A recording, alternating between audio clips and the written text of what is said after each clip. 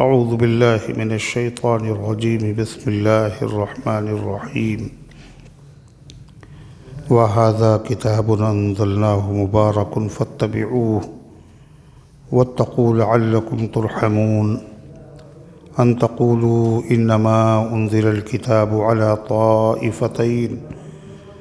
على طائفتين من قبلنا وإن كنا عن دراستهم لغافلين أو تقولوا لو أن أنزل علينا الكتاب لكنا أهدى منهم فقد جاءكم بينة من ربكم وهدى ورحمة فمن أظلم ممن كذب بآيات الله وصدف عنها سنجزي الذين يصدفون عن آياتنا سوء العذاب بما كانوا يصدفون هل ينظرون إلا أن تأتيهم الملائكة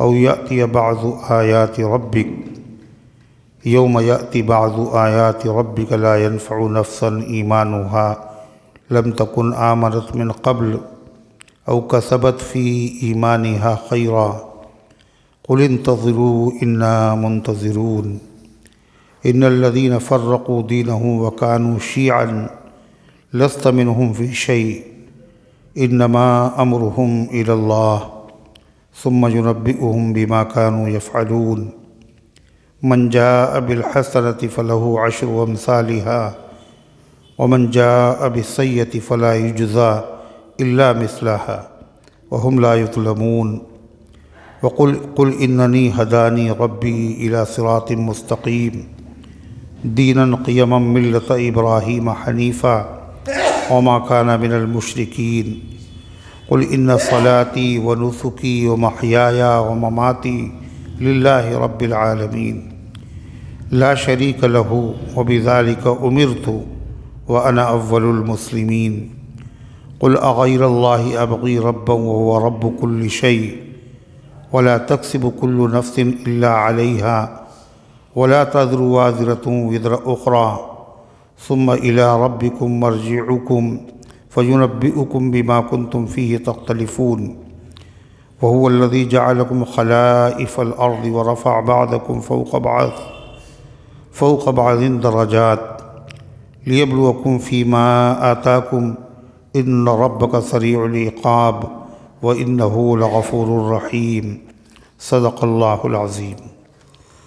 محترم حضرات، سامعین کرام، حاضرین مسجد، عزیزوں اور بزرگوں، یہ قرآن مقدس کے 8ویں پارے کی سورہ انعام کی پاکیزہ، نورانی، مبارک، باعظمت، مطہر آیتیں ہیں۔ دعا کیجیے رب العزت والجلال ان مقدس آیات کی روشنی میں صحیح اور سچی بات عرض کرنے کی توفیق نصیب فرمائے اور ہم سب کو عمل کرنے کی توفیق عطا فرمائے۔ اس سے پہلے کی آیات میں تذکرہ تھا کہ ہم نے موسیٰ علیہ السلام کو کتاب عطا کی تھی، یعنی توریت، اور ان آیات میں اللہ تعالیٰ نے ذکر کیا ہے کہ ہم نے اس کے بعد، توریت کے بعد، ایک عظیم الشان کتاب نازل کی، اور اس کتاب سے مراد ہے قرآن۔ اللہ فرماتا وَهَذَا كِتَابٌ أَنزَلْنَاهُ، یہ ایک کتاب ہے جس کو ہم نے اتارا ہے، بھیجا ہے، مبارکن، بڑی برکت والی۔ توریت بھی برکت والی تھی، مگر یہ کتاب تمام کتابوں سے زیادہ برکت والی، عظمت والی، اور تمام کتابوں سے زیادہ کامل اور مکمل ہے، اور آخری کتاب ہے۔ یعنی برکتیں جو ہیں وہ اس کتاب کے لیے لازم ہیں۔ لازم کہتے ہیں ایسی چیز کو جو اس سے الگ نہ کی جا سکے۔ اللہ کی اس کتاب کے ساتھ برکت جڑی ہوئی ہے۔ اس کتاب کو پڑھنے میں برکت، سننے میں برکت، سمجھنے میں برکت، تقاضوں پر عمل کرنے میں برکت، جہاں اس کی تلاوت کی جاتی ہے وہاں رحمت کے فرشتے فوراً نازل ہو جاتے، اور جب رحمت و برکت کے فرشتے آئیں گے تو وہاں برکت کیوں نہیں ہو، چاہے وہ جگہ مسجد ہو، چاہے محل ہو، اور چاہے وہ جھوپڑا ہو۔ برکت اور رحمت اللہ تعالیٰ کی اس کتاب کے ساتھ نازل لازم ہے۔ جیسے میگنیٹ ہوتا ہے وہ کس کو کھینچتا ہے؟ لوہے کو۔ ایسے اللہ تعالیٰ کے کلام کی تلاوت کس کو کھینچتی ہے؟ اللہ کی رحمت کو اور برکت کو۔ اس کی ایک صورت میں اللہ نے یہ برکت رکھی ہے کہ اگر اس کی تلاوت کر لی جائے تو گھر میں فاقہ نہیں ہوتا۔ وہ کون سی صورت ہے؟ سورہ واقعہ۔ اس سورہ واقعہ کا نام سورۃ الغنا بھی ہے۔ غنا کے معنی ہیں غنی کر دینے والی، مالدار کر دینے والی، دوسروں سے بے نیاز کر دینے والی، محتاجی کو ختم کر دینے والی صورت۔ اللہ کے نبی صلی اللہ علیہ وسلم کا یہ فرمان ہے، اور ہر ایمان والوں کو نبی کے فرمان پر یقین ہے، مگر جیسا ایمان ویسا یقین۔ صحابہ کا ایمان بہت بڑھا ہوا تھا، ان کا یقین بھی سب سے زیادہ تھا۔ سیدنا حضرت عثمان غنی رضی اللہ تعالیٰ عنہ اپنی خلافت کے زمانے میں اخیر وقت میں آئے حضرت عبداللہ ابن مسعود رضی اللہ عنہ کے پاس، اور ان سے کہا، بیمار تھے وہ، ان کی عیادت کرنے آئے، مرض الموت تھا ان کا۔ وہ مرض الموت وہ بیماری جس کے بعد آدمی کا اسی میں انتقال ہو جائے۔ تو ان سے پوچھا کہ کیا چاہتے ہیں آپ؟ تو انہوں نے فرمایا، رحمت ربی، اپنے رب کی مہربانی چاہتا ہوں میں۔ تو فرمایا کہ آپ کو کیا شکایت ہے؟ ماذا تشتکی، کیا شکایت ہے آپ کو، کیا پریشانی ہے؟ کہنے لگا، ذنوبی، اپنے گناہوں سے پریشان ہوں میں۔ یہ وہ ہیں جو بخشے بخشائے ہیں، جن سے اللہ اپنی رضامندی کا اعلان کر چکا ہے، جنت کا وعدہ جن سے کر چکا۔ عبداللہ ابن مسعود، ہر صحابی سے جنت کا وعدہ، عبداللہ ابن مسعود تو ان میں سے ہیں۔ حضور پاک صلی اللہ علیہ وسلم نے فرمایا، رضیت لکم ما رضی لکم ابن ام عبد، میں تمہارے لیے وہ چیز پسند کرتا ہوں جو تمہارے لیے ابن ام عبد پسند کر لے۔ ابن ام عبد سے مراد عبداللہ ابن مسعود، یہ جو پسند کر لیں گے ہمیں بھی وہی چیز پسند۔ یہ ان بڑے صحابہ میں سے ہیں۔ عبداللہ ابن مسعود رضی اللہ تعالیٰ عنہ مسواک توڑنے کے لیے ایک درخت پہ چڑھے، اور ان کی پیر کی پنڈلیاں بڑی پتلی تھیں اور قد بھی ان کا کم تھا، تو پیروں کی نزاکت، ان کی کمزوری، ان کا پتلا پن دیکھ کر بعض لوگوں کو ہنسی آ گئی۔ تو آپ نے فرمایا، تم ہنس رہے ہو، اللہ تعالیٰ کو وہاں میزان میں، ترازو میں ان کا وزن احد پہاڑ سے زیادہ ہے۔ یہ وہ عبداللہ ابن مسعود ہے۔ جب ان سے پوچھا، آپ کو کیا شکایت ہے، کیا پریشانی ہے؟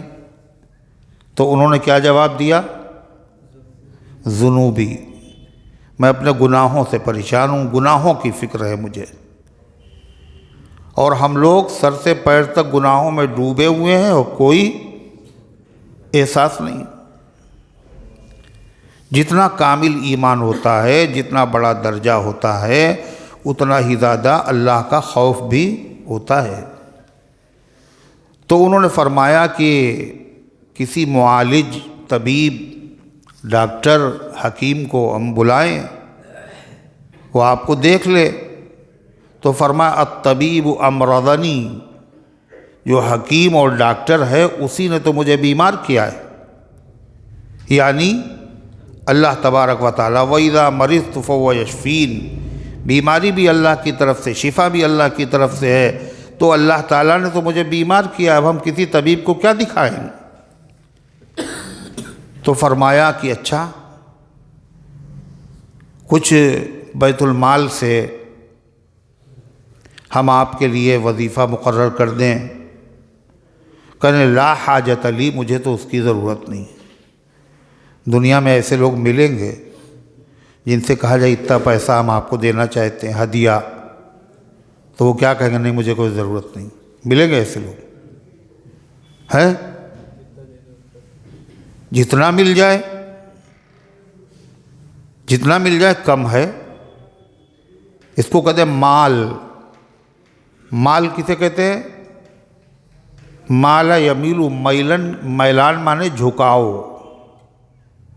مال کہتے ہیں جس کی طرف آدمی کا دل جھکتا ہے۔ مال کی محبت بہت زیادہ ہے، دنیا سے جا رہے ہیں مگر مال کی فکر ہے۔ یہ کیسے لوگ تھے؟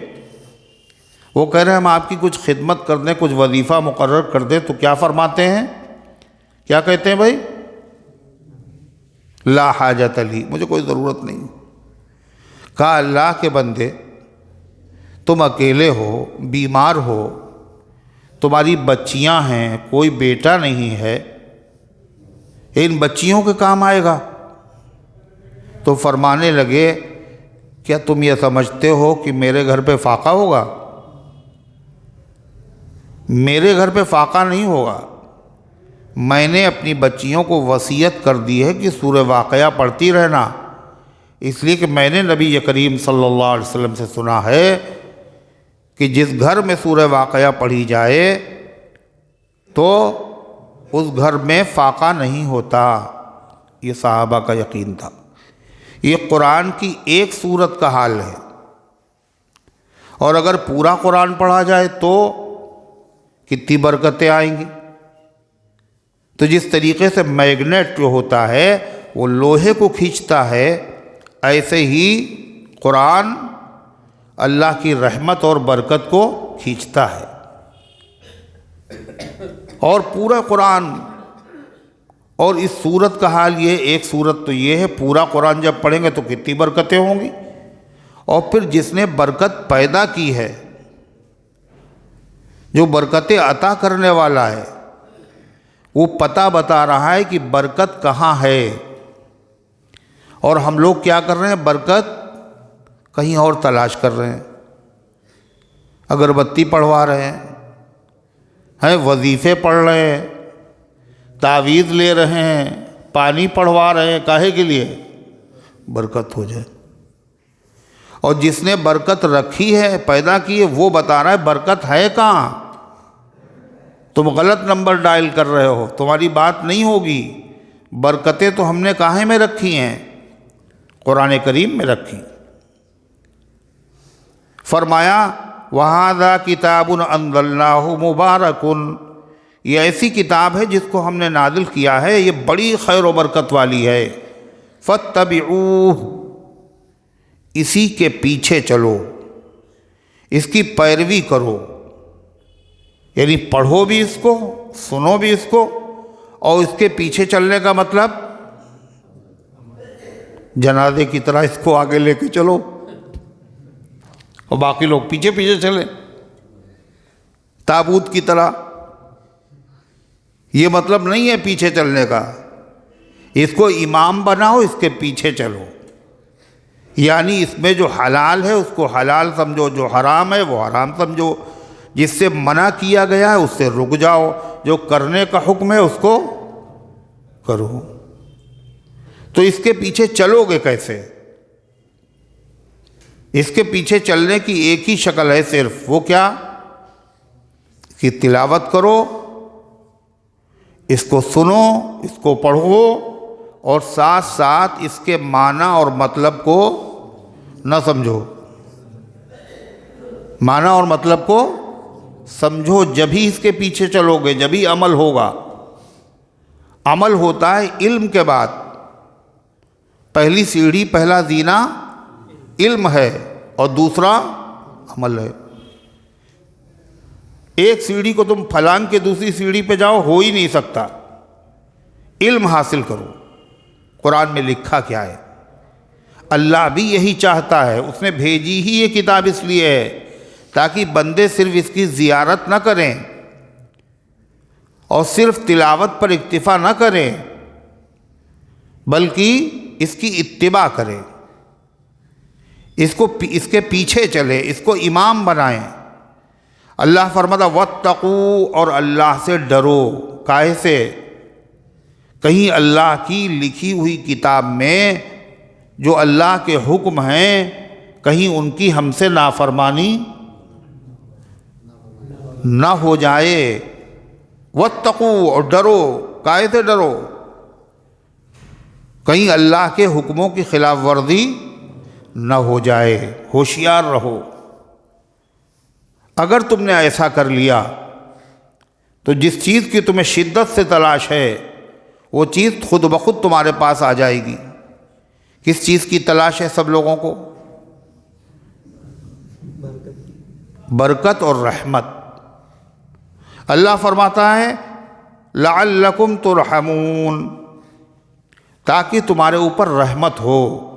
ہم خود چاہتے ہیں کہ میرے بندوں پر رحمت ہو، لیکن رحمت کے لیے ہم نے ذریعہ اور طریقہ کیا بتایا ہے کہ ہماری کتاب کی اتباع کرو، اس پر عمل کرو، اس کو سنو اور پڑھو، اس کے تقاضوں پر عمل کرو۔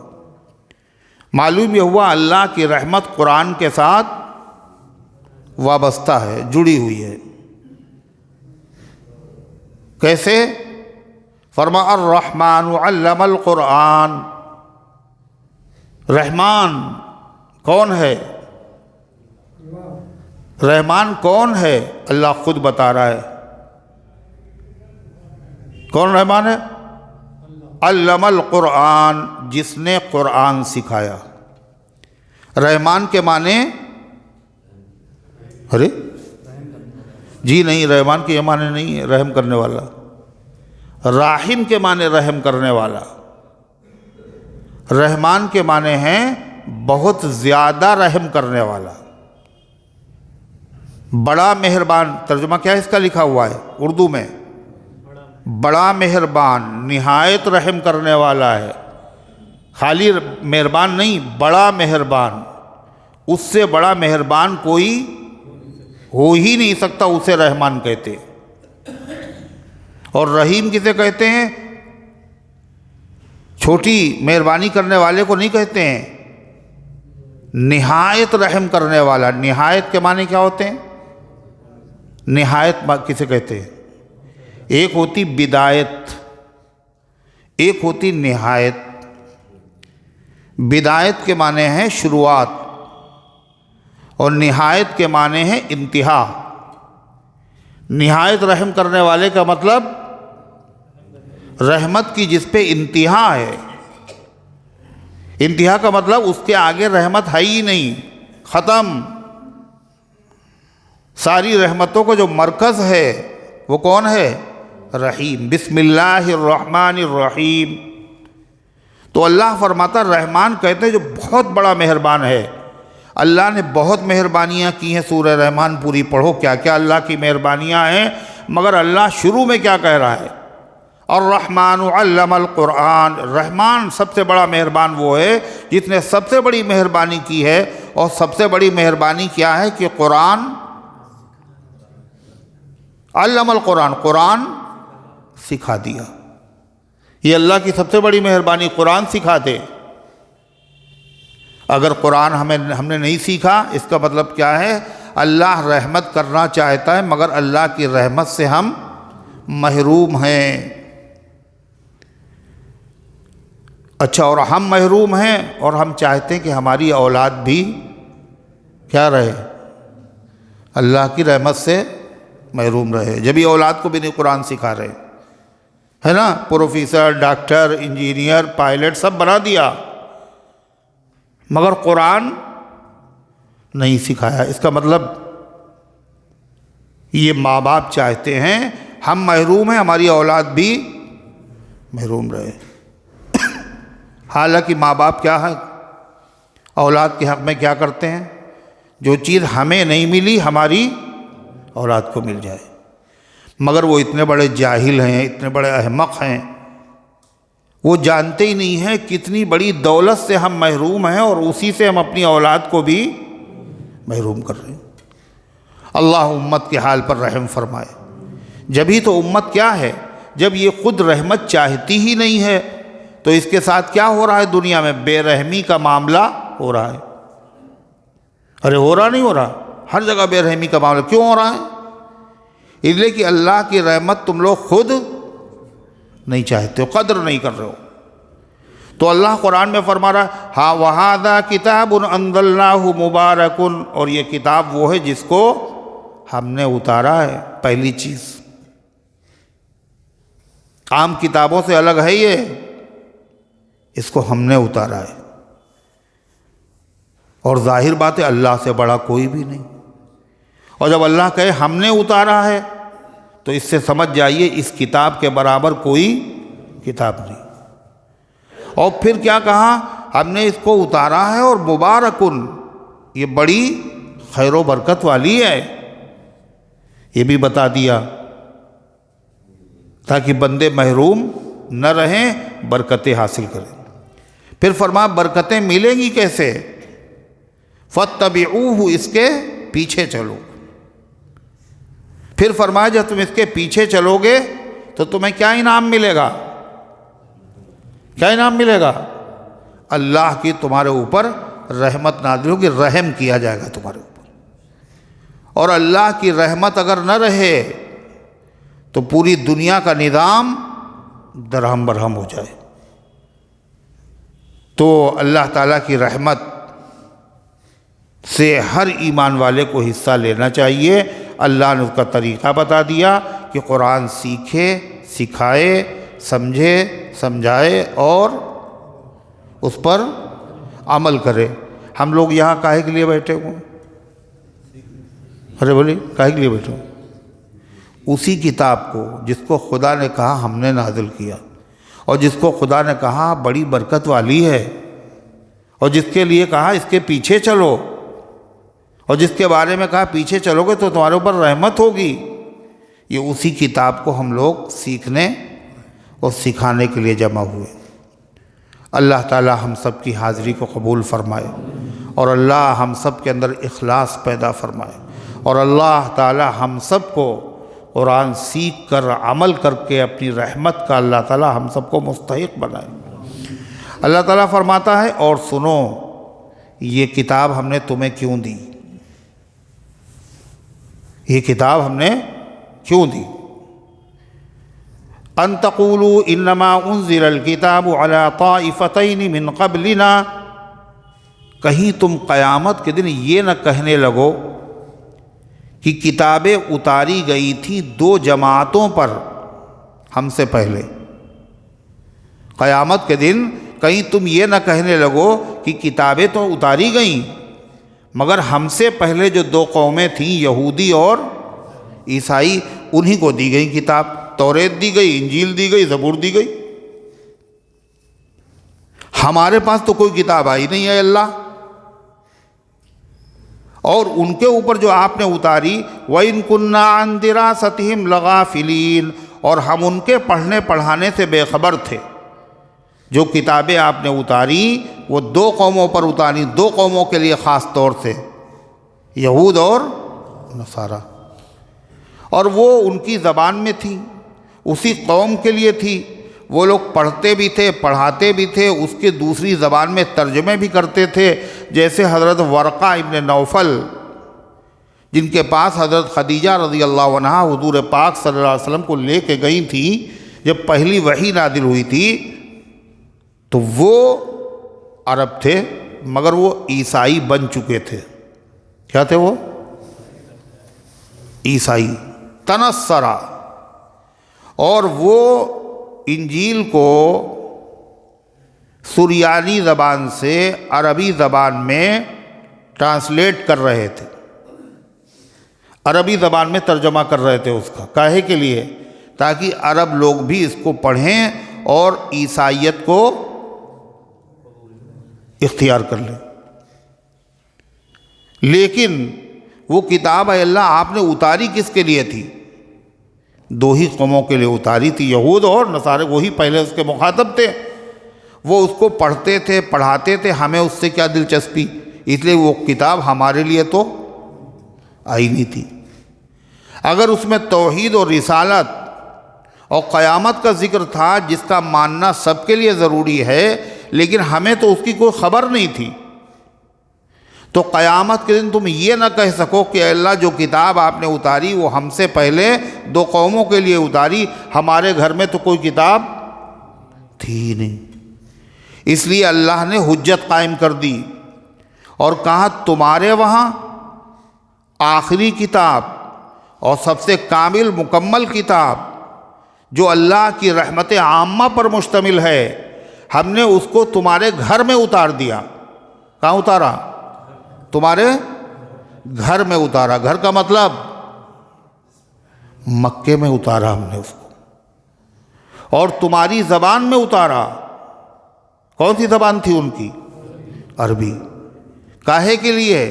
تاکہ پہلے تم خود اس کو سمجھو یہ خالی تمہارے لیے نہیں ہے، یہ پورے عالم کے لیے ہے، تاکہ پہلے تم سمجھو تمہاری مادری زبان ہے، اور مادری زبان میں جو چیز سمجھ میں آتی ہے وہ دوسری زبان میں نہیں آتی۔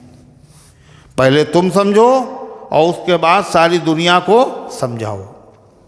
نہیں سمجھ میں آئی بات؟ اس لیے ہم نے قرآن اتارا۔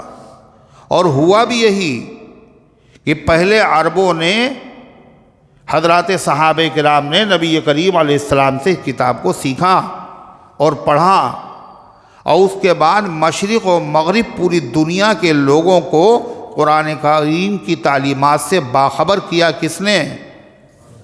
کس نے؟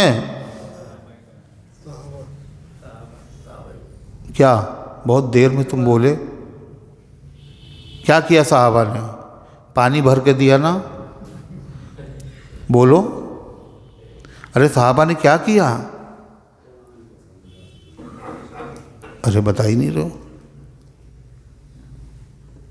پہلے قرآن کو انہوں نے سمجھا، ایمان لائے اور اس کے تقاضوں پر عمل کیا، اور پوری دنیا کو انہوں نے قرآن سکھایا۔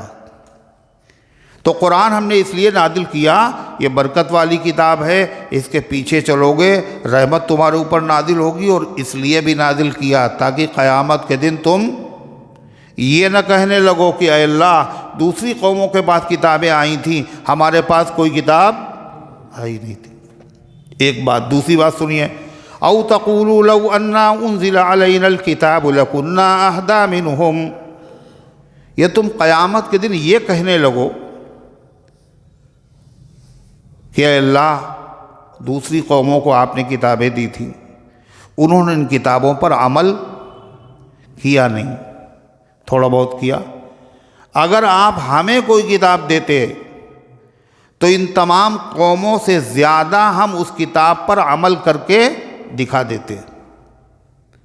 تو اللہ کہتا اب وہ بات کہنے کا تمہارے پاس بہانہ نہیں رہا، اب آ گئی تمہارے پاس کتاب، اب دیکھیں تم اس پر کتنا عمل کرتے ہو۔ او تقولوا، یا تم کہنے لگو لو انا انزل علینا الکتاب، اگر ہمارے پاس کوئی کتاب آتی لکنا اہدی منہم، تو ہم ان سے زیادہ بہتر راستے پر چلتے، جس راستے پر دوسری قومیں چلیں ان سے زیادہ عمل کر کے دکھاتے۔ فقد جاءکم بینۃ من ربکم وہدی ورحمہ، اب یہ کہنے کا موقع نہیں رہا۔ کیوں؟ تحقیق کہ تمہارے پاس آ چکی ہے ایک کھلی ہوئی کتاب۔ کون سی؟ کھلی ہوئی کا مطلب یعنی بند تھی، اس کے بعد یوں کھول کے لائی گئی، یہ مطلب ہے کھلی ہوئی کتاب کا۔ کھلی ہوئی کتاب کا مطلب ایسی کتاب جس کے معنی، مطلب، احکامات بالکل ظاہر ہے، ان میں کوئی پیچیدگی نہیں ہے، سمجھنے میں کوئی دقت نہیں ہے، بالکل عام فہم ہے، سب کی سمجھ میں آ جائے۔ آ گئی تمہارے پاس کیسی کتاب؟ بینہ، روشن، منور، واضح، صاف، صریح، ظاہر، تمہارے رب کی طرف سے، وہدن، اور یہ کتاب رہنمائی کا ذریعہ ہے، یہ راستہ بتاتی ہے۔ کون سا؟ جنت میں جانے کا راستہ۔ ورحمہ، اور یہ کتاب رحمت کا ذریعہ ہے، جب اس کی رہنمائی پر کوئی عمل کرتا ہے، جو راستہ یہ بتاتی ہے، جب کوئی اس راستے پر چل پڑتا ہے تو اس پر کیا ہوتا ہے؟ اللہ کی رحمت نازل ہونا شروع ہو جاتی ہے۔ اللہ تعالیٰ فرماتا جب یہ ایسی کتاب آئی جو تمام کتابوں سے زیادہ اعلیٰ، عرفہ، افضل، آخری، روشن، واضح ہے، جب ایسی کتاب آ گئی، اب اگر کوئی ایسی کتاب کو نہ مانے تو اس سے بڑا بد نصیب، محروم، شقی، بدبخت، ظالم کوئی دوسرا نہیں ہو سکتا۔ فمن اظلم ممن کذب بآیات اللہ، اس سے بڑا ظالم کون ہو سکتا ہے جو اللہ کی آیتوں کو جھٹلا دے اور کہہ دے یہ اللہ کی کتاب نہیں، معاذ اللہ، وصدف عنہا، جھٹلا دے اور دوسرے لوگوں کو بھی اس کتاب سے روک دے۔ چکر میں نہ پڑنا، یہ پہلے لوگوں کی کتاب کی باتیں ہیں، عربی زبان میں حضور صلی اللہ علیہ وسلم نے معاذ اللہ لوگوں کے سامنے بیان کر دی اور کہہ دیا یہ اللہ کی کتاب ہے، ماننا نہیں۔ تو جو آدمی خود نہ مانے اور دوسروں کو ماننے سے روکے، اس سے بڑا ظالم کوئی نہیں ہو سکتا۔ کتنے لوگ ایسے ہیں جو قرآن کو خود نہیں مانتے، اور دوسرے لوگ جو قرآن کو پڑھنے کی کوشش کرتے ہیں، اس لیے پہلے ہی سے قرآن کو بہت ہی بھیانک شکل میں ان کے سامنے پیش کرتے ہیں اور کہتے ہیں قرآن تو معاذ اللہ دہشت گردی کی کتاب ہے، یعنی اس میں تعلیم ہے کہ لوگوں کو کیا کر دو؟ ختم کر دو، لوگوں پہ رحم نہ کرو، لوگوں کو قتل کر دو اس کتاب میں۔ اس لیے ایک صاحب نے کیا کہا تھا، قرآن میں اتنی آیتیں نکال دی جائیں، اس لیے وہ ٹھیک نہیں ہیں۔ دیکھا آپ نے، یہ وہی لوگ ہیں جو قرآن کی روشن چہرے پر کالک ملنا چاہتے، جو قرآن کی حسین اور جمیل صورت کو لوگوں کے سامنے آنے نہیں دینا چاہتے۔ لوگوں کے سامنے اگر اس کی روشن تصویر آ جائے گی، لوگ دیوانے ہو جائیں گے، بغاوت پھیل جائے گی، اسلام لوگ قبول کرتے چلے جائیں گے۔ آج بھی اس قرآن کو پڑھ کر لوگ ہدایت کے اجالے میں آ رہے ہیں، مسلمانوں کو دیکھ کے نہیں مسلمان ہو رہے ہیں، مسلمانوں کو دیکھ کے مسلمان نہیں ہو رہے ہیں۔ کیوں؟ اس لیے کہ مسلمان ہے ہی نہیں، نام کا مسلمان ہے، قرآن و حدیث کے مطابق اس کا عمل ہے ہی نہیں۔ مسلمانوں کے عمل کو دیکھ کر تو لوگ اسلام سے کیا ہو رہے ہیں، پتہ ہی نہیں کیا ہو رہے ہیں، دور ہو رہے ہیں۔ اور اگر اسلام یہی ہے جو یہ کر رہے ہیں تو ان سے اچھے تو ہم لوگ ہیں۔ ارے ہے یا نہیں بتائیے؟ دھوکہ دے دینا، کسی سے پیسہ لینا پھر واپس نہ کرنا، وعدہ خلافی کرنا، شراب پینا، جوا کھیلنا، یہ سارے کام جو اسلام کے خلاف ہیں آج کون کر رہا ہے؟ مسلمان کر رہا ہے۔ جو مسلمان کر رہا ہے وہ دیکھ رہے اچھا اسی کا نام اسلام ہے، تو ایسے اسلام کو سلام، ہم جا رہے پھر۔ مگر پھر بھی لوگ مسلمان ہو رہے ہیں۔ یہ جو لوگ مسلمان ہو رہے ہیں وہ مسلمانوں کو دیکھ کے نہیں ہو رہے ہیں، بلکہ اللہ کی کتاب کو پڑھ کے ہو رہے ہیں۔ کتنے لوگ ایسے جنہوں نے تمام مذہب کی کتابوں کا مطالعہ کیا، پہلے بائبل کا، وید کا، گرنتھ کا، اور سکون ان کو ملا نہیں جس چیز کی تلاش میں تھے، بے چینی طبیعت میں اللہ نے پیدا کر دی۔ اب چین حاصل کرنے کے لیے وہ تلاش میں اس مذہب کو دیکھیں، اس مذہب کو دیکھیں، اس مذہب کو دیکھیں، ساری کتابیں پڑھ ڈالیں مگر کہیں چین ملا نہیں۔ آخر میں، سب سے آخر میں انہوں نے سوچا سب کچھ تو پڑھ لیا،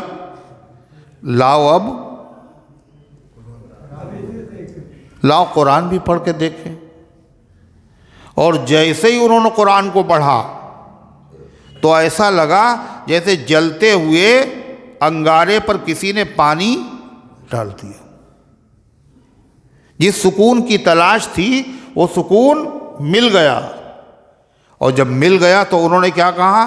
دیر اگرچہ ہو گئی لیکن جس چیز کو ہمیں تلاش تھی وہ چیز مل گئی۔ اشہد ان لا الہ الا اللہ و اشہد ان محمد عبدہ و رسولہ۔ اسلام کے شدید مخالف، کٹر مخالف، مگر جب انہوں نے قرآن کو دیکھا، اور دیکھا کاہے کے لیے؟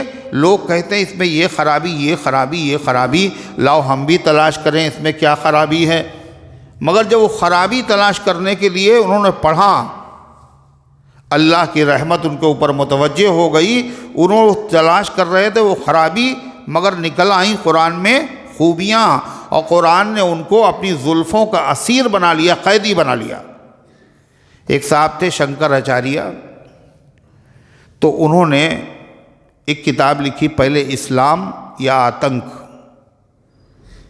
اسلام کے خلاف، اور اس میں بہت زہر اگلا انہوں نے۔ بعد میں انہوں نے سوچا اور کچھ میٹیریل حاصل کیا جائے قرآن سے تاکہ اسلام کے خلاف استعمال کیا جا سکے۔ تو جب انہوں نے قرآن کو پڑھنا شروع کیا تو ان کی زندگی بدل گئی، زندگی بدل گئی۔ اور اس کے بعد انہوں نے دوسری کتاب لکھ دی مسلمان ہونے کے بعد، اسلام یا آدرش، اسلام یا آدرش۔ پہلے کیا تھا؟ اسلام یا آتنک، اب کیا ہے؟ اسلام یا آدرش۔ کاہے کے لیے انہوں نے قرآن پڑھا تھا؟ اس میں سے خرابیاں نکالنے کے لیے، مگر اسلام نے کیا کر لیا؟ ان کو اپنا قیدی بنا لیا۔ اور پھر یہی نہیں، وہ مبلغ بھی بنے، داعی بھی بنے، دوسرے لوگوں کو سمجھانے والے بھی بنے۔ انہوں نے کہا کہ دیکھو خالی قرآن پڑھ کر کے، بڑی عجیب بات کہی، کہا صرف قرآن کو اگر تم پڑھو گے تو مطلب تمہاری سمجھ میں آئے گا نہیں، صرف قرآن اگر پڑھو گے تو۔ قرآن کو اگر سمجھنا ہے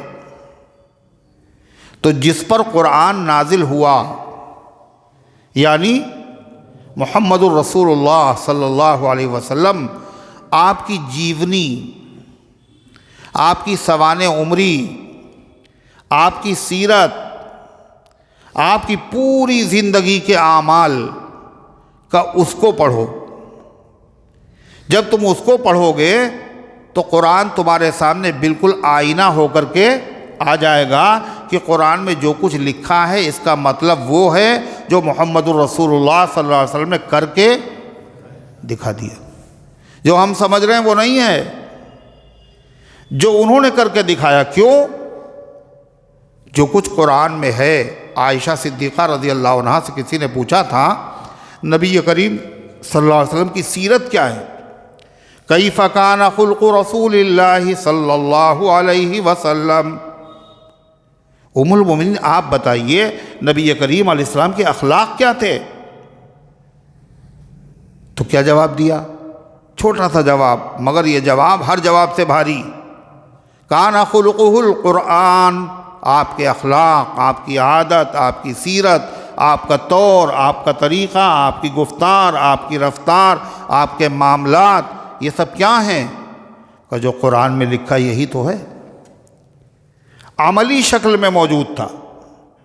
تو اسی کو فرمایا اللہ تبارک و تعالیٰ نے، اس سے بڑا ظالم کون ہوگا جو اللہ کی آیتوں کو جھٹلائے، وَصَدَفَ عَنْهَا، اور دوسرے لوگوں کو ان آیات کے ماننے سے پڑھنے سے روکے۔ سنجزی الذین یصدفون عن آیاتنا سوء العذاب، اور ہماری نظر میں ہیں وہ سب، کون؟ جو ہماری کتاب کو جھٹلا رہے ہیں، اور ہماری نظر میں ہیں وہ سب جو ہماری کتاب کو بدنام کر رہے ہیں اور ہمارے بندوں کو اس کے قریب آنے سے روک رہے ہیں۔ ہماری نظر میں سب ہیں، کیوں؟ ہماری کتاب ہے نا۔ اس لیے ان مجرموں کو سزا بھی ہم دیں گے۔ سنجزی الذین یصدفون عن آیاتنا سوء العذاب، ہم عن قریب ان لوگوں کو جو ہماری آیتوں سے روک رہے ہیں سوء العذاب، بدترین سزا دیں گے، بدترین عذاب ان کو دیں گے۔ کیوں دیں گے؟ بما کانوا یصدفون، اس لیے کہ وہ خود ہماری کتاب سے لوگوں کو نہ صرف یہ کہ خود مانتے نہیں تھے بلکہ دوسروں کو بھی روکتے تھے۔ اللہ تعالیٰ پھر فرما رہا ہے کہ دیکھو بھائی، ہدایت کے جتنے درجے تھے وہ سب پورے ہو گئے، جتنے نبیوں کو آنا تھا بولو وہ سب آ چکے، جتنی کتابیں نازل ہونا تھیں وہ ساری کتابیں نازل ہو چکی، جتنی شریعتیں دنیا میں آنا تھیں ساری شریعتیں آ چکی، اور یہاں تک کہ آخری پیغمبر بھی آ گئے، اور آخری ہدایت نامہ سب سے کامل اور مکمل جامع کتاب قرآن بھی آ چکا۔ اب کاہے کا انتظار ہے؟ اب کس چیز کا انتظار ہے؟ کتاب بھی ایسی بالکل روشن، منور، واضح ہے۔ اب اگر کوئی آدمی نہیں مان رہا ہے، ایمان نہیں لا رہا ہے، تو اللہ فرماتا کیا چاہتا ہے وہ؟ یا تو وہ یہ چاہتا ہے کہ اس کے پاس اب فرشتے آ جائیں تب مانے گا۔ کون آ جائے؟ فرشتے۔ اور جب فرشتے آئیں گے تو سبھی مانیں گے۔ یہ فرشتے کون سے؟ جو ہر ایک کے پاس آتے ہیں، اور کب آتے ہیں؟ مرنے کے وقت۔ جب مرنے کے وقت آتے ہیں تو طبیعت آدمی کی کیا ہوتی ہے؟ مست ہو جاتی،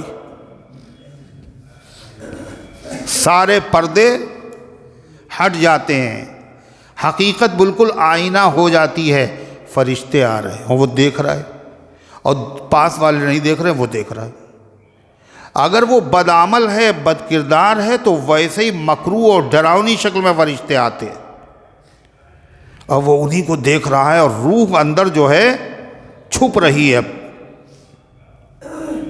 بڑی بھیانک ڈراؤنی شکل۔ دھیرے دھیرے قریب آ گئے، اور جیسے ہی آئے تو معلوم کیا کہا؟ دیکھ بھی وہی رہا اور سن بھی وہی رہا۔ انہوں نے کیا کہا؟ لا بشرا لکم، اچھا رزلٹ نہیں ہے تمہارے لیے، آخر میں اچھی خبر نہیں ہے۔ یہ کہا تو چہرہ اس کا بالکل کیا ہو گیا؟ سفید ہو گیا نا، سیاہ کالا اتر گیا بالکل ایک دم سے، کہ اب جا رہے ہیں دنیا سے اور اچھا انجام نہیں ہے۔ روح اندر گھسنے لگتی چھپنے کے لیے، اور جب چھپنے لگتی ہے تو اس کو نکالتا ہے فرشتہ، اور جب نکالتا ہے، کوئی بھاگ رہا ہو تو اس کو جب نکالا جائے گا تو آسانی سے تو نکلے گا نہیں، گھسیٹنا پڑتا ہے۔ جیسے ذبح کرتے وقت بکری کو لے جاتے ہیں نا، وہ جانا نہیں چاہتی، گھسٹ رہی پیچھے، وہ کھینچ رہا ہے، تو اس لیے سختی کے ساتھ فرشتہ جان نکالتا ہے۔ حدیث میں ہے جیسے گانٹھ کے اندر، روئی کی گانٹھ میں کوئی کانٹے دار ٹہنی گھرس دی جائے اور پھر اس کو کھینچا جائے تو خالی وہ ٹہنی نہیں نکلتی ہے بلکہ ساتھ میں روئی کے گالے بھی آ جاتے ہیں۔ تو اللہ فرماتا لگتا ہے قرآن تو آ چکا، نبی بھی آ چکے اور معجزات بھی دیکھ چکے ہیں، اس کے بعد نہیں مان رہے، اس کا مطلب کیا ہے؟ اب ایک ہی چیز کا انتظار ہے، کہے گا فرشتے آ جائیں موت کے تب یہ مانیں گے، مگر اس وقت ماننے سے کوئی فائدہ نہیں ہوگا۔ یہ کہے کا انتظار کر رہے ہیں یا اللہ خود آ جائے، کون آ جائے؟ اللہ آ جائے مطلب؟ اللہ آ جائے مطلب کیا؟ اللہ آئے گا، نزول فرمائے گا اللہ میدان محشر میں حساب و کتاب کے لیے۔ وَجَاءَ رَبُّكَ وَالْمَلَكُ صَفًّا صَفًّا، اور آئے گا آپ کا پروردگار اور فرشتے صف بنائے ہوئے۔ کیسے اللہ کا نزول ہوگا یہ کوئی نہیں سمجھ سکتا، مگر حساب و کتاب کے لیے اللہ تعالیٰ کا اجلاس ہوگا۔ یعنی یہ جب ایمان لائیں گے، جب میدان محشر برپا ہوگا تب ایمان لائیں گے، کوئی بچے گا نہیں جو ایمان نہ لائے۔ میدان محشر میں قیامت آنے کے بعد ہر آدمی ایمان لائے گا، مگر اس وقت ایمان لانے کا کوئی فائدہ نہیں۔ جب مرنے کے وقت ایمان لانے سے کوئی فائدہ نہیں ہے تو میدان محشر میں حساب کتاب وقت ایمان لانے سے کوئی فائدہ ہوگا؟ اللہ فرماتا یا پھر یہ لوگ انتظار کر رہے ہیں کاہے کا؟ کوئی قیامت کی ایسی نشانی آ جائے جس نشانی کے ظاہر ہونے کے بعد توبہ کا دروازہ بند ہو جاتا ہے، کسی کا ایمان قبول نہیں کیا جائے گا، اس نشانی کا انتظار ہے۔ اگر ابھی موت بھی نہیں آئی، وہ نشانی آ گئی تو ایمان لائیں گے، ایمان معتبر نہیں۔ یہ موت کے وقت فرشتوں کا انتظار ہے، فرشتے آ گئے تو ایمان لائیں گے، ایمان کا اعتبار نہیں۔ یہ پھر میدان محشر میں کیا کہیں گے؟ واللہ ربنا ما کننا مشرکین، اے ہمارے پروردگار ہم نے شرک کبھی نہیں کیا۔ اور کیا کہیں گے؟ اے اللہ ہمیں ایک مرتبہ پھر سے دنیا میں بھیج دیجئے۔ اعترفنا، ہم نے مان لیا، ہم نے اقرار کر لیا، ہماری سمجھ میں آ گیا ہے مالک۔ ارے ہے یا نہیں؟ اللہ فرماتا ہے هل ينظرون الا ان تأتيهم الملائکہ، یہ نہیں انتظار کر رہے ہیں مگر اس کا کہ آ جائے ان کے پاس فرشتے۔ کون سے؟ روح قبض کرنے والے فرشتے۔ اور جب فرشتے آ جاتے ہیں، یہ وقت کون سا ہوتا ہے؟ جب جانکنی کا وقت ہوتا ہے۔ جب جانکنی کیا ہوتی؟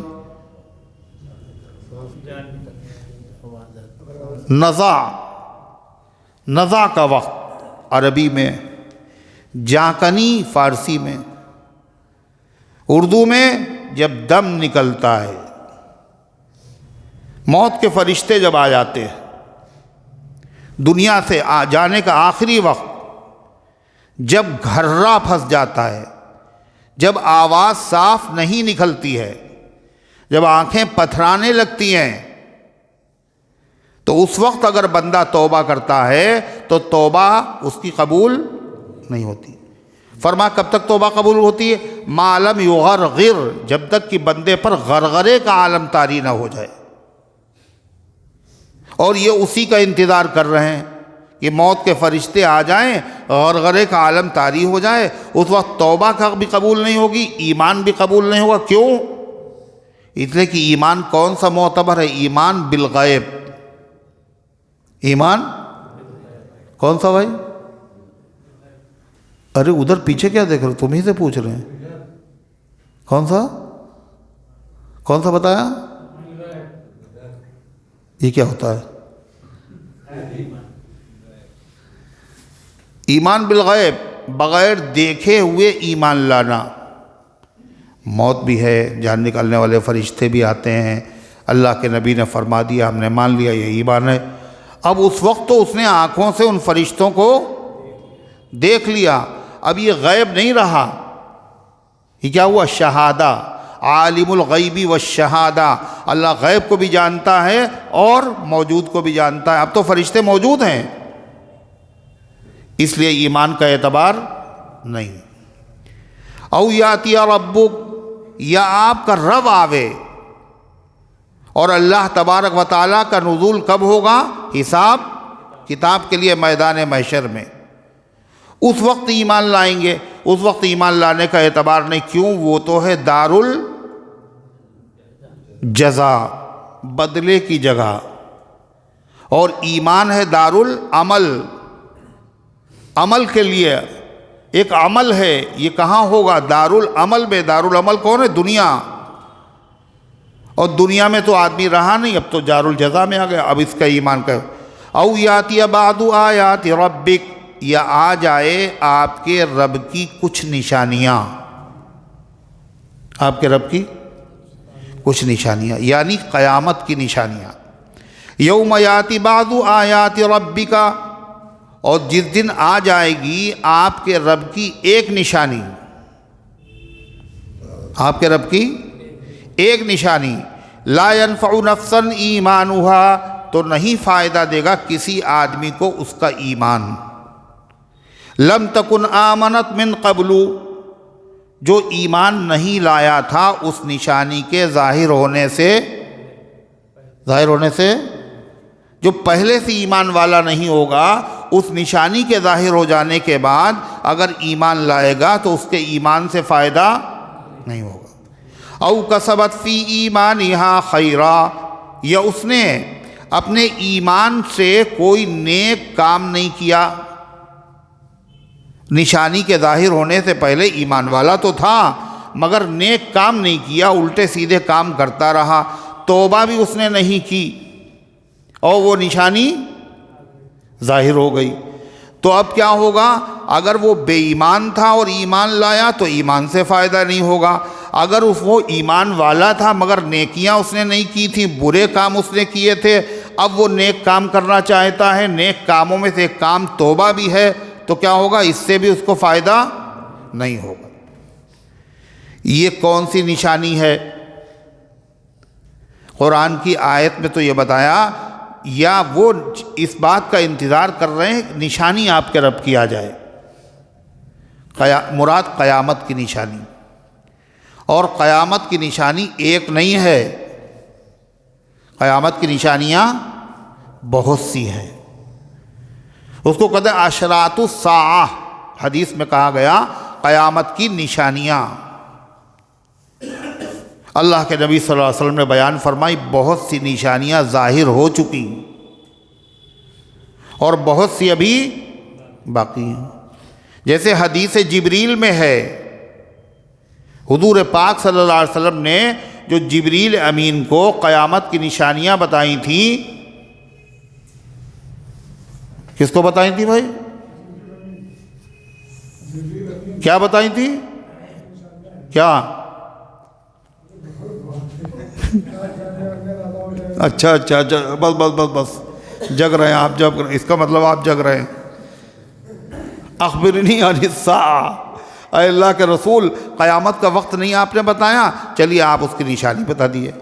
آپ نے فرمایا ان ترى الحفاة العراة الرعاء الشاة يتطاولون في البنيان، تم دیکھو گے ننگے پیر چلنے والے، ننگے جسم رہنے والے، بکریوں کے چرانے والے اونچی اونچی بلڈنگوں میں آرام کریں گے، ایک دوسرے سے مقابلہ کریں گے. اور کیا کہا تھا؟ ان تلد الامۃ ربتہا، باندی اپنے مالک کو جنے گی. یعنی لوگ اپنی ماں کے ساتھ ایسا سلوک کریں گے جیسے ایک آقا اپنی کنید و باندی کے ساتھ کرتا ہے. یہ سب ہو رہا نہیں ہو رہا ہے؟ بکریوں کے چرانے والے، نچلے طبقے کے لوگ اونچے اونچے عہدوں پہ فائز ہوں گے. علامات قیامت میں سے اذا وسد الامر الى غیر اہلها فانتظر الساعہ، جب عہدہ اور منصب کسی غیر مستحق کو دے دیا جائے تو قیامت کا انتظار کرو. مسجدیں بھری ہوں گی مگر مسجدوں میں کسی آدمی کے دل میں خشوع نہیں ہوگا. علامات قیامت. لوگ مسجدیں بنائیں گے اور مسجدوں کے بنانے میں، رنگ روغن کرنے میں اور خوبصورتی میں ایک دوسرے سے مقابلہ کریں گے. یہ سب ہے نہیں ہے علامات قیامت. حضور پاک صلی اللہ علیہ وسلم نے فرمایا، اوپر سے بالا خانے سے آپ نے نیچے دیکھا کہ صحابہ کچھ باتیں کر رہے، تو آپ نے فرمایا بھئی تم لوگ کیا باتیں کر رہے ہو؟ تو کہا اللہ کے رسول ہم لوگ قیامت کے بارے میں باتیں کر رہے تھے۔ آپ نے فرمایا سنو، قیامت نہیں آئے گی جب تک 10 نشانیاں نہ دیکھ لو۔ کتنی؟ 10 نشانیاں۔ آپ نے وہ 10 نشانیاں کیا بتائیں؟ سب کو یاد ہے نا؟ حضور پاک صلی اللہ علیہ وسلم نے فرمایا وہ 10 نشانیاں گنیے، اور بھی سنیں گے ہر آدمی سے۔ ہاں صلی اللہ علیہ وسلم نے فرمایا ان نشانیوں میں سے ایک نشانی ہے دخان۔ دخان کا مطلب دھواں، پوری دنیا کے اوپر چھا جائے گا اور کافر کو یہ بے ہوش کر دے گا اور ایمان والوں کو زکام ہو جائے گا۔ ایک نشانی ہے، کون سی؟ دھواں۔ دوسری نشانی خروج دابہ۔ دابہ کہتے جانور کو۔ صفا پہاڑی سے ایک جانور نکلے گا اور بڑی تیزی کے ساتھ دنیا کا چکر لگائے گا، اور مومن کی پیشانی پہ لکھے گا ایمان اور اس کا چہرہ چمکنے لگے گا، اور کافر کی پیشانی پہ لکھ دے گا کفر، اس کا چہرہ کالا ہو جائے گا۔ انسانی زبان میں بات کرے گا، قرآن میں اس کا ذکر ہے۔ وَأَخْرَجْنَا لَهُمْ دَابَّةً، کئے ہو گئی؟ پہلی اور دوسری خروج دابہ۔ تیسری نشانی خروج یاجوج و ماجوج۔ یاجوج اور ماجوج کا نکلنا، یہ ایسے نکلیں گے جیسے لہریں نہیں ایک دوسرے پہ چڑھی آتی ہیں، اتنی کثرت کے ساتھ ہوں گے۔ خروج یاجوج ماجوج کئے ہو گئیں؟ 3۔ پہلی کون سی تھی؟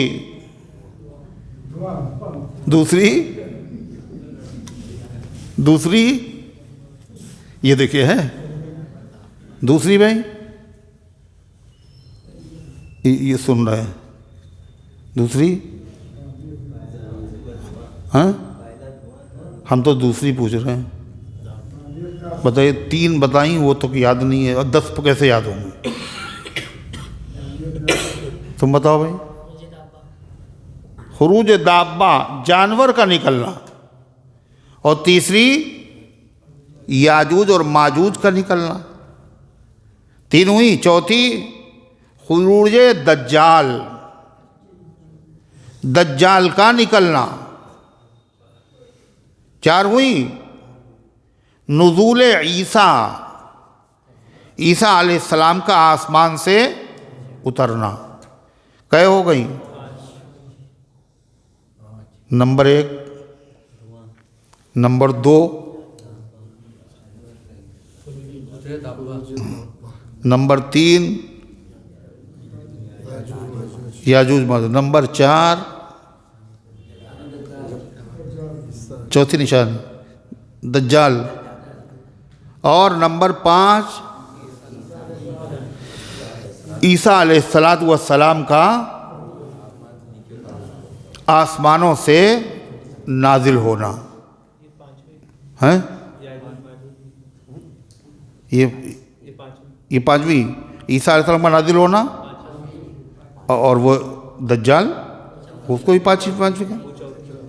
کئے ہو گئیں؟ 5 ہوئیں۔ خروج دھواں دخان، خروج دابہ، خروج دجال، خروج یاجوج ماجوج، اور نزول عیسیٰ۔ اور 6۔ پھر اس کے بعد 3 علاقوں میں زمین دھس جائے گی، مشرق، مغرب، شمال۔ کئے ہو گئیں؟ 6 ہی ہوئی۔ یہ 3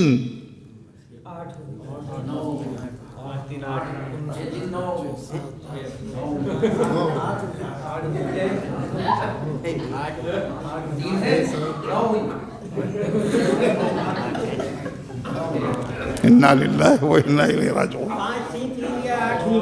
8 ہو گئیں۔ مغرب سے پچھم سے سورج کا نکلنا. کئے ہو گئیں؟ 9. قعر عدن، عدن کے ایک گڑھے سے خروج نار، آگ کا نکلنا.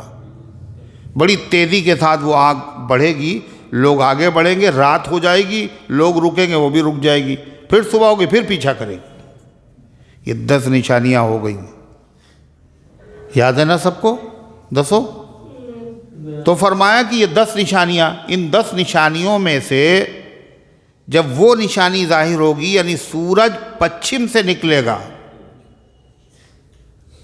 تو اس وقت یہ نشانی ایسی ہے کہ اس کے بعد جب کوئی ایمان لائے گا تو ایمان معتبر نہیں ہوگا، کوئی توبہ کرے گا تو توبہ قبول. اسی کا ذکر ہے قرآن کی اس آیت میں. کیا یہ کاہے کا انتظار کر رہے ہیں؟ او یاتی بعض آیات ربک، یہ آپ کے رب کی کوئی بڑی نشانی آ جائے. یوم یاتی بعض آیات ربک، جس دن آپ کے رب کی بڑی نشانی پہنچے گی. بڑی نشانی سے مراد سورج کا پچھم سے نکل آنا. حدیث میں اس کی تفسیر ہے، قرآن میں تو اتنا لکھا ایک نشانی. لا ينفع نفسا ایمانها، تو کسی ایسے شخص کا ایمان اس کے کام نہیں آئے گا. لم تکن آمنت من قبل، جو پہلے سے ایمان نہیں رکھتا تھا. او کسبت فی ایمانها خیرا، یا اس نے اپنے ایمان میں کوئی نیک عمل نہیں کیا تھا. اس کا انتظار کر رہے ہیں لگتا ہے یہ لوگ. اللہ فرماتا اگر یہ اس کا انتظار کر رہے ہیں تو ان سے کہہ دو کیا؟ قل انتظروا انا منتظرون، کہہ دو تم انتظار کرتے رہو اور ہم بھی انتظار کر رہے ہیں. جب ایمان لاؤ گے تو تمہارا ایمان معتبر نہیں ہوگا، تمہارے اوپر اللہ کا عذاب آئے گا. ہم بھی انتظار کر رہے ہیں. ان الذین فرقوا دینہم وکانوا شیعا لست منہم فی شیء. آگے اللہ بیان فرما رہا ہے، اس سے پہلے آیا تھا کہ 10 چیزیں 9 چیزیں کیا ہیں ہر شریعت میں حرام رہیں. کیا کہا گیا تھا؟ اور یہی صراط مستقیم ہے، یہی دین مستقیم ہے. اور یہ دین ہر شریعت میں ایک ہی رہا. بعد میں لوگوں نے کیا کیا؟ جو دین کے اندر اصول تھے ان میں لوگوں نے اپنی مرضی سے جھگڑے پیدا کر لیے. سب سے پہلی چیز کیا تھی؟ اللہ تشرکوا بہ شیئا، اللہ کے ساتھ کسی کو شریک نہ کرنا. یہودیوں نے بھی شرک کر لیا اور عیسائیوں نے بھی شرک کر لیا. انہوں نے کہا عزیر علیہ السلام کا اللہ بیٹے، کہا عیسیٰ علیہ السلام اللہ کے بیٹے. کیا نہیں کیا؟ ایسے ہی بہت سے مسلمان جو بظاہر اسلام کا دعویٰ کریں گے مگر جو بنیادی عقیدے ہیں ان عقیدوں میں اپنی خواہشات سے قرآن و سنت کے خلاف گھوٹالے کریں گے، کچھ بڑھا دیں گے، کچھ گھٹا دیں گے.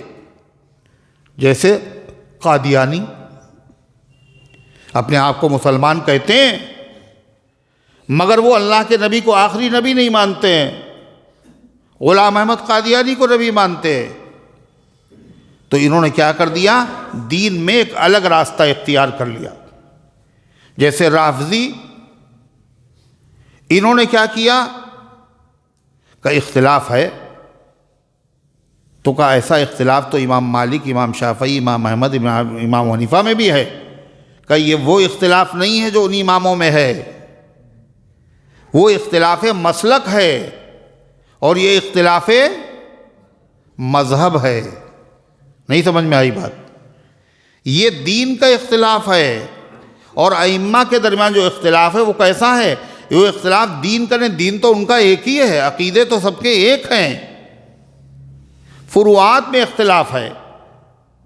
یہ عقیدے کا اختلاف، مذہب کا اختلاف، اسی کا ذکر ہے. ان الذین فرقوا دینہم وکانوا شیعا، اور جن لوگوں نے اپنے دین کو جدا جدا کر لیا، ٹکڑے ٹکڑے کر لیا، وکانوا شیعا، اور وہ گروہ گروہ بن گئے.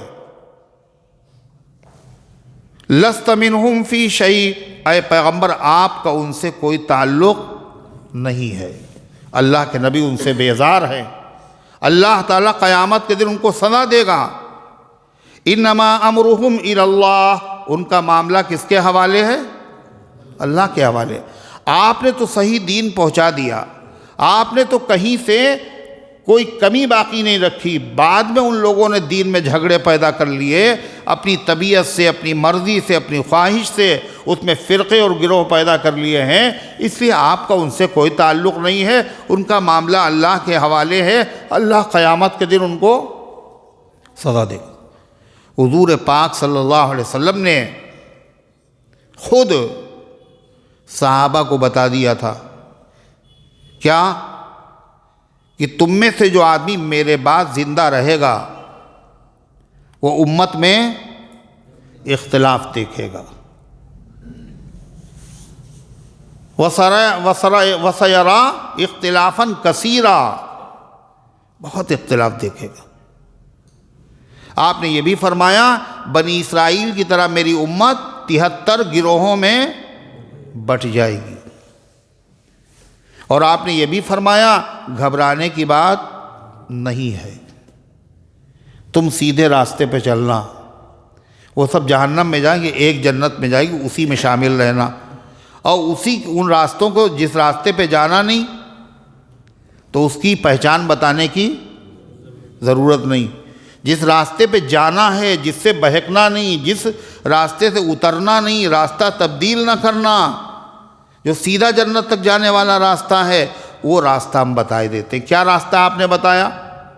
ما انا علیہ واصحابی، جو میرے طریقے پر ہو اور میرے صحابہ کے طریقے پر ہو، تو فرمایا یہی ہے جنت میں جانے والا۔ لہذا کوئی آدمی جتنے بھی ہیں گمراہ فرقے انہی دونوں چیزوں میں سے الگ ہو جاتے ہیں۔ کوئی نبی سے الگ ہو گیا، حضور کا آخری نبی نہیں مانا، کوئی نبی تک تو ساتھ میں آیا مگر وہ صحابہ سے الگ ہو گیا۔ ارے ہوا نہیں ہوا کہ صحابہ نے تو پڑھی تھی 20 مگر ہم پڑھیں گے کتنی؟ اور بھائی صحابہ کوئی نبی تھوڑی نہ تھے، صحابہ بھی دیندار تھے، ہم بھی دیندار ہیں، انہوں نے بھی دین پہ، ہم نے بھی عمل کیا، ہمیں صحابہ سے کیا لینے دینا؟ صحابہ کے زمانے میں جمعے میں 2 اذانیں ہوئی، حضرت عثمان غنی کے زمانے میں اذان کا اضافہ ہوا تو ہم صحابہ نے مان لیا، مگر ہم تو نہیں مانیں گے، ہم تو ایک ہی اذان کہیں گے۔ ہے نبی کے زمانے میں 1 اذان ہوتی تھی، ہے ایسے لوگ نہیں ہیں؟ تو یہ کیا ہے؟ اللہ کے نبی نے کیا کہا تھا؟ ہدایت کے راستے پر وہی ہوں گے جو میرے طریقے پر اور میرے صحابہ کے طریقے پر، یعنی صحابہ کا طریقہ میرے طریقے سے الگ نہیں ہے۔ سب نے تو مجھے دیکھا نہیں، سب نے نہ ہم سے قرآن پڑھا، نہ سب نے ہم سے احادیث کو سیکھا، ہمارے فرمان سنے۔ صحابہ نے قرآن بھی سنا، صحابہ نے حدیث بھی سنی، اور صحابہ نے قرآن پر عمل کرتے ہوئے بھی دیکھا، اور صحابہ نے قرآن کی آیت کا مطلب بھی ہم سے سیکھا۔ لہذا جو صحابہ بیان کریں، جو عمل کریں، وہی دین ہے، وہی دین ہے۔ تو اللہ تعالیٰ نے کیا فرمایا؟ انما امرہم الی اللہ ثم ینبئہم بما کانوا یفعلون، ان کا معاملہ اللہ کے حوالے ہے اور اللہ قیامت کے دن ان کو باخبر کر دے گا جو وہ دنیا میں کر رہے تھے، یعنی قیامت میں حساب ہوگا اور جزا اور سزا ہوگی۔ کیسے ہوگی جزا سزا؟ جزا کا مطلب نیکیوں کا بدلہ ملے گا، سزا کا مطلب گناہوں کی سزا۔ کیا قاعدہ، کیا قانون ہے؟ اللہ قانون آگے بیان کر رہا ہے، کیا قانون چلے گا؟ من جاء بالحسنۃ فلہ عشر امثالھا، جو لائے گا ایک نیکی اس کو ملیں گے اس کے 10 حصے، ایک نیکی پر 10 گنا ثواب ملے گا، بدلہ ملے گا۔ یہ ادنا درجہ ہے، کہے گا نیکی کا، ایک نیکی کے بدلے میں 10 ملیں گی، یہ ادنا ہے۔ 70 بھی ملے گی کسی کو 700 ملے گی۔ واللہ یضاعف لمن یشاء، اور اللہ جس کو چاہے گا اس سے زیادہ دے گا۔ یہ فرق کیسے ہوگا؟ اخلاص کے اعتبار سے۔ صحابہ کے برابر کسی کی نیکیاں چاہے جتنی زیادہ ہوں صحابہ سے، مگر صحابہ کے برابر کسی کی نیکی ہو ہی نہیں سکتی۔ یہ ہوا، فرمایا وَمَنْ جَاءَ بِالسَّيِّئَةِ اور جو لائے گا برائی، برا کام کرے گا، فلا یجزا الا مثلہا، تو اس کو اس کے برابر ہی سزا ملے گی. یعنی ایک برائی کی تو ایک سزا، یہ نہیں دو سزا مل جائیں. ہاں یہ تو ہو سکتا ہے کہ اللہ تعالیٰ اس کی سزا کو کم کر دے، یہ بھی ہو سکتا ہے اس کی سزا بالکل معاف کر دے، مگر یہ نہیں ہو سکتا کہ وہ ایک نیکی لے کے آیا ہو، اس کی نیکی 10 گنا ثواب سے کم ہو جائے. اس کو 10 گنا تو ملے گا ہی ملے گا، 10 گنا سے زیادہ بھی ہو سکتا ہے. یہ کیا ہے؟ اللہ کی خصوصی رحمت. ارے ہے یا نہیں؟ اس سے بڑی رحمت کیا؟ حدیث میں حضور صلی اللہ علیہ وسلم نے فرمایا، جب میری امت کا کوئی آدمی نیک کام کا ارادہ کرتا ہے تو ایک نیکی اس کے نام اعمال میں، ابھی عمل کیا نہیں، خالی ارادہ کر لیا. اسی لیے کیا کہتے ہیں؟ ارادے میں نام لکھوا لیجئے. اسی لیے کہتے ہیں نا، ارے نہیں جا رہے ہو، کم سے کم ارادے میں تو لکھوا لو. مگر ارادہ بھی کیسا ہو؟ سچا ارادہ ہو. بعض لوگ تو سوچتے ہیں کہ اسی نیکی سے کام چلا لیں، خالی ارادے میں نام لکھواتے رہے. تو ایک صاحب تھے، ان کا نام تھا حاجی ارادہ. کہلیں حج نہیں کریں گے آپ کے اوپر حج فرض ہے، اب چلے جائیے. کہلیں ارادہ ہے، حج کا ارادہ ہے، ساری زندگی ارادہ ہی کرتے رہے. سچا ارادہ، اگر سچے دل سے ارادہ کر لیں نیک کام کریں گے تو فوراً ایک نیکی نام اعمال میں. اور جب وہ اس نے نیکی کر لی تو اس کے نام اعمال میں ایک نیکی نہیں لکھی جائے گی، اس کے بدلے میں کتنی؟ 10 نیکیاں لکھی جائیں. سبحان اللہ.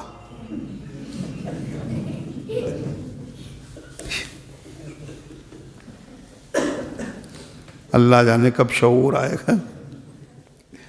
ایک تو آواز نکالتے ہو، ایک تو مطلب جمائی آتی ہے، اس کو روکتے نہیں ہو، اوپر منہ پہ ہاتھ نہیں رکھتے ہو، آواز نکالتے ہو. تو دوسری چیز، اگر کسی نے برے کام کا ارادہ کیا تو حدیث میں آتا ہے برا کام کا ارادہ کرنے پر برائی اس کے نام اعمال میں لکھی نہیں جاتی. ارادہ کیا تھا اور پھر برا کام اس نے نہیں کیا تو ایک نیکی اس کے نام اعمال میں لکھ دی جاتی. کاہے کہ برا ارادہ کیا تھا مگر برائی کی نہیں اس نے، چلو ایک نیکی اس کو دے دو. اور اگر اس نے برا ارادہ کر رہا برا کام کر بھی ڈالا تو ایک برائی کی سزا پر ایک ہی برائی. یہ اللہ کی رحمت ہے یا نہیں؟ اللہ فرما جب اتنا رحیم کریم مالک ہے تو قیامت کے دن وہ ظلم کہاں سے کرے گا؟ سنیے، اللہ فرماتا وَمَنْ جَاءَ بِالسَّيِّئَةِ فَلَا يُجْزَىٰ إِلَّا مِثْلَهَا، اور جو شخص برا کام کرے گا تو اس کے برابر ہی اسے سزا ملے گی. وَهُمْ لَا يُظْلَمُونَ، ان پر ظلم نہیں ہوگا.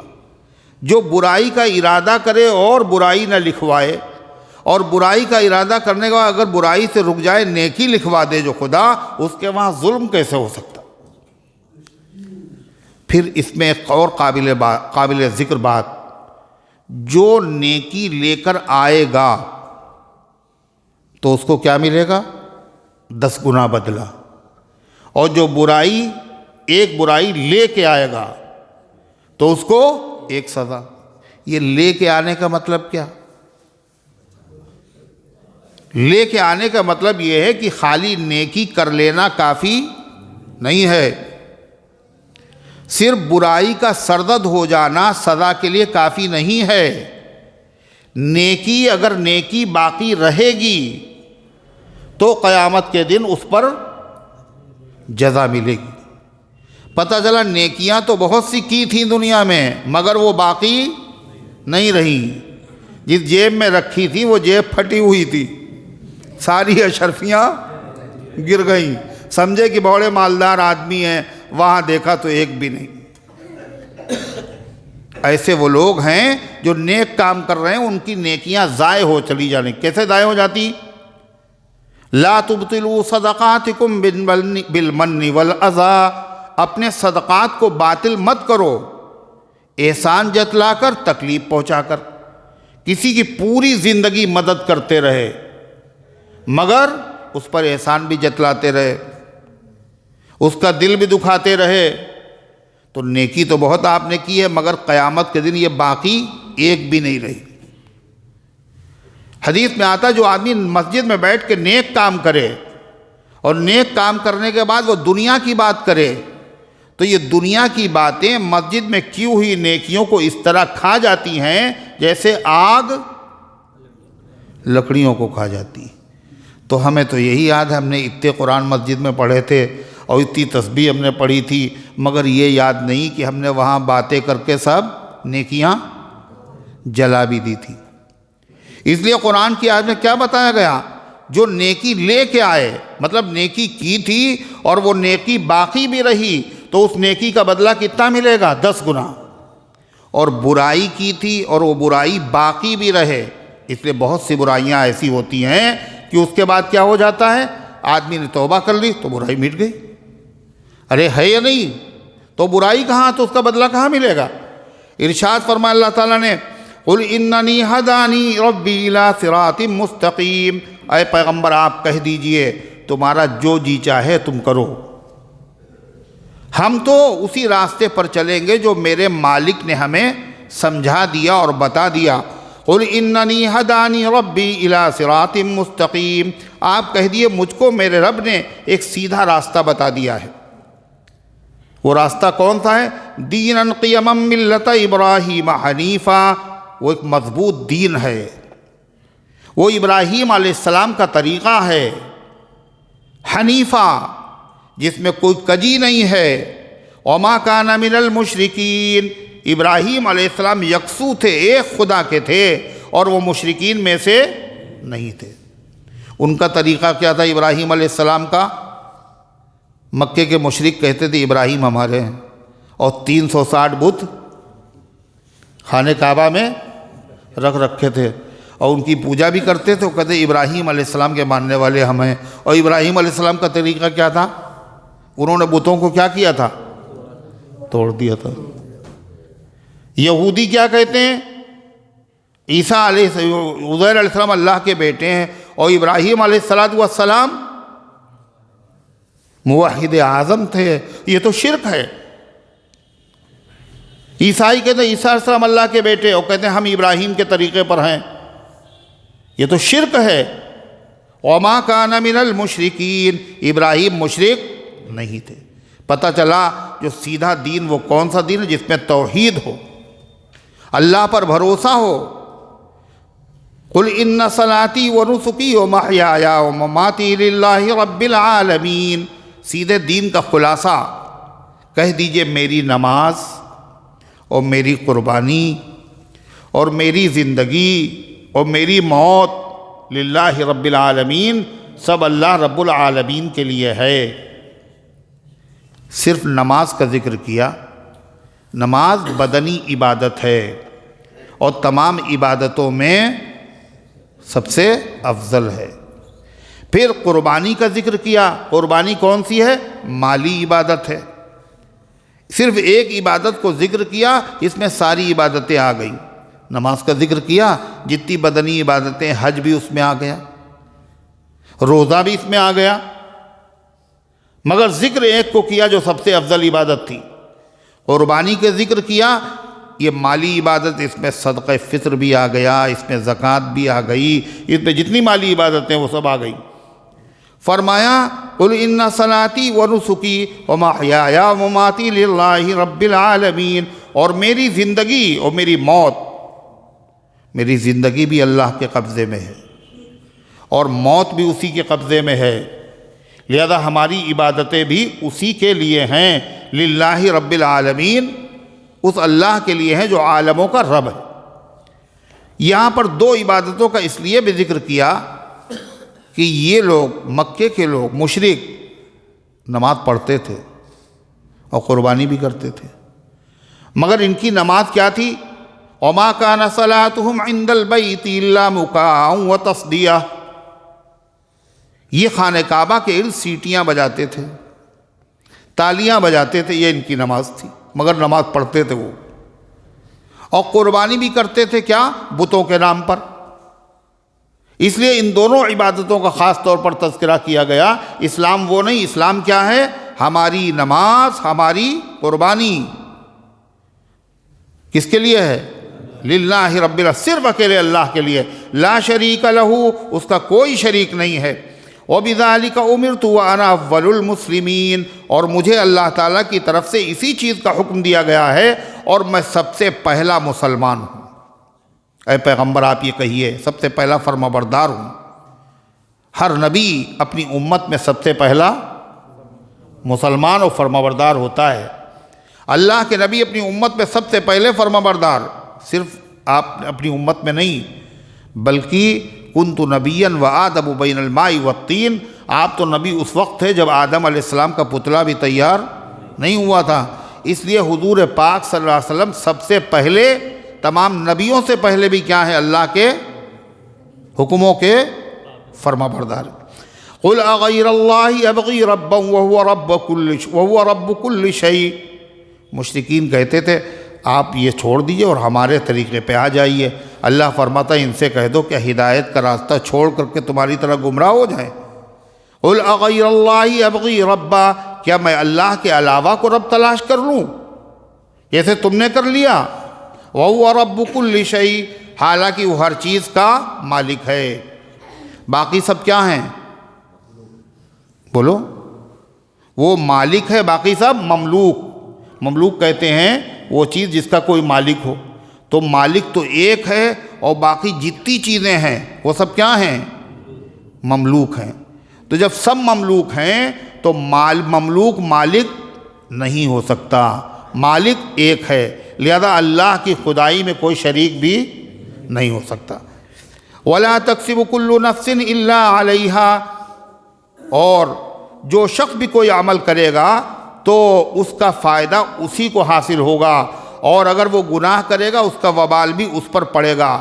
مکے کے مشرکین کہتے تھے مسلمانوں سے، دیکھو ایسا ہے ہمارا مذہب اختیار کر لو، تو وہ کہتے تھے شرک ہے اور شرک کے اوپر تو بڑی پکڑ ہوگی، کہتے اس کی فکر نہ کرو، جو کچھ ہوگا ہم تمہاری طرف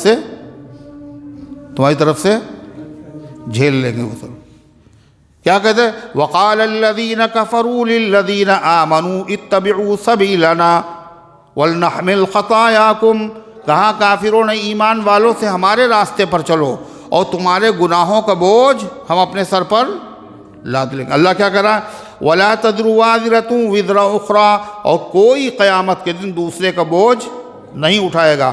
ثُمَّ إِلَىٰ رَبِّكُمْ مَرْجِعُكُمْ، پھر تم سب کو اپنے پروردگار کے پاس جانا ہوگا۔ فَيُنَبِّئُكُمْ بِمَا كُنتُمْ فِيهِ تَخْتَلِفُونَ، تو اللہ تمہیں خبر دے دے گا جس کے بارے میں تم دنیا میں اختلاف کر رہے تھے۔ کیسے اللہ تعالیٰ بتائے گا؟ اللہ عملی فیصلہ کر دے گا۔ عملی فیصلہ کیسے کرے گا؟ دنیا میں فیصلہ تو ہو چکا دلائل کے ذریعے سے، یہ حق ہے اور یہ باطل ہے، مگر اللہ عملی فیصلہ کرے گا۔ وہ کیا؟ حق پرستوں کو اللہ جنت میں بھیج دے گا اور باطل پرستوں کو جہنم میں بھیج دے گا۔ وَهُوَ الَّذِي جَعَلَكُمْ خَلَائِفَ الْأَرْضِ وَرَفَعَ بَعْضَكُمْ فَوْقَ بَعْضٍ دَرَجَاتٍ، اور اللہ کی ذات وہ ہے جس نے تم کو زمین میں خلیفہ بنایا، یعنی خلیفہ کہتے ہیں گدی نشین، جانشین کو۔ جس گھر میں آپ رہتے ہیں، جس زمین پہ آپ رہتے ہیں، آپ ہمیشہ سے اس کے مالک، پہلے کوئی اور تھا، آپ اس کی جگہ پر ہیں اور آپ کی جگہ پر کوئی اور آئے گا۔ اللہ نے خلیفہ بنایا ہے، لہذا اللہ تعالیٰ کے فرما بردار بن کے رہو۔ پھر یہی نہیں، اللہ نے تمہیں خلیفہ بنایا اور تم میں سے بعض کو بعض پر اللہ نے درجے میں بلندی دے دی، سب کو ایک جیسا نہیں بنایا، کسی کو مالدار بنایا، کسی کو غریب بنایا، کسی کو صحت مند بنایا، کسی کو بیمار بنایا، کسی کو حسین بنایا، کسی کو قبیح بنایا۔ الگ الگ کیوں بنایا؟ اگر انسان کے بس میں یہ چیزیں ہوتی تو کوئی آدمی غریب نہ ہوتا اور کوئی آدمی بدشکل بھی نہ ہوتا۔ یہ سب اللہ کے اختیار میں، اللہ نے تمہیں خلیفہ بھی بنایا اور اللہ نے ایک دوسرے سے درجے میں تمہیں بلندی بھی دی۔ کیوں دی؟ لِيَبْلُوَكُمْ فِي مَا آتَاكُمْ، تاکہ تمہارا امتحان لے۔ اللہ نے جو چیزیں تمہیں عطا فرمائی ہیں، اگر تمہیں اللہ نے حسین بنایا ہے تو شکر کرتے ہو نہیں کرتے، اگر اللہ نے دولت مند بنایا تو شکر کرتے ہو یا ناشکری کرتے ہو. اسی طریقے سے اگر اللہ نے بیمار بنایا تو صبر کرتے ہو نہیں کرتے ہو تاکہ اللہ امتحان لے. ان ربک سریع العقاب، جب اللہ امتحان لے گا تو امتحان میں بعض لوگ تو بالکل فیل ہو جائیں گے، قطعی نالائق نکلیں گے، مشرک، بے ایمان. ان کے لیے اللہ تعالیٰ نے کیا کہا؟ ان ربک سریع العقاب، اللہ بڑی جلدی سزا دینے والا ہے.